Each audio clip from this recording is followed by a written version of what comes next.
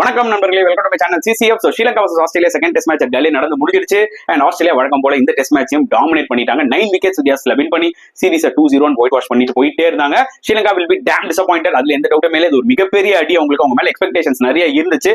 But டெஃபினட்டா அவங்க ஏற்ற மாதிரி விளையாடல. அண்ட் ஆஸ்திரேலியா இந்த டெஸ்ட் மேட்ச்ல எல்லா செஷன்ஸும் வின் பண்ணிருக்காங்க. 14 இயர்ஸ் கழிச்சு சீரிஸும் வின் பண்ணிருக்காங்க. சோ இது ஒரு மிகப்பெரிய சக்சஸ். இம்பார்ட்டன்ட் டாஸ் வின் பண்ணாங்க ஸ்ரீலங்கா. ஆனா அந்த ஆப்பர்ச்சுனிட்டி அவங்க யூஸ் பண்ணிக்கல. ஜஸ்ட் 257 தான் அடிச்சாங்க. சந்திமல் மெண்டிஸ் 50 போட்டாங்க. மத்த பேட்ஸ்மேன் எல்லாம் ஃபெயிலியர் ஆயிட்டாங்க. ஆஸ்திரேலியா பொறுத்த வரைக்கும் குனைமேன், ஸ்டார்க், லயன் ஆளுக்கு 3 விக்கெட் எடுத்தாங்க.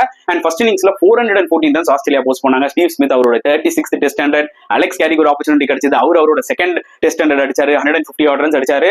அண்ட் திருப்பி ஸ்ரீலங்கா செகண்ட் இன்னிங்ஸ் ஜஸ்ட் 230 தான் அடிச்சாங்க. அதுல மேத்யூஸ் அண்ட் மெண்டிஸ் பெர்ஃபார்ம் பண்ணாங்க. ஒன்ஸ் அகைன் மத்த பேட்ஸ்மேன் கை கொடுக்கல. ஆஸ்திரேலியா பொறுத்த வரைக்கும் குனைமேன் அண்ட் லயன் அவங்க ஃபார்ம் கண்டினியூ பண்ணி அவங்க ஈச் 4 விக்கெட்ஸ் எடுத்தாங்க.